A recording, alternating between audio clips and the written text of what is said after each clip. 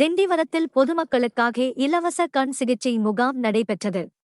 இதில் 212 பேர் கண் பரிசோதனை செய்து கொண்ட நிலையில் 73 பேர் அறுவை சிகிச்சைக்கு தேர்வு செய்யப்பட்டுள்ளனர். திண்டிவனம் பால்டன் ஸ்கடர் நர்சரி பள்ளியில் இந்த இலவச கண் சிகிச்சை முகாம் நடைபெற்றது. பால் பாண்டியன் சூப்பர் ஸ்டோர்ஸ், விழுப்புரம் மாவட்ட பார்வை இழப்பு தடுப்பு சங்கம், திண்டிவனம் நண்பர்கள் லயன்ஸ் குடும்பம் மற்றும் அரவிந்த் கண் மருத்துவமனை இணைந்து முகாமை நடத்தினர். முகாமில் மொத்தம் 212 பேர் பரிசோதனை செய்யப்பட்டனர்.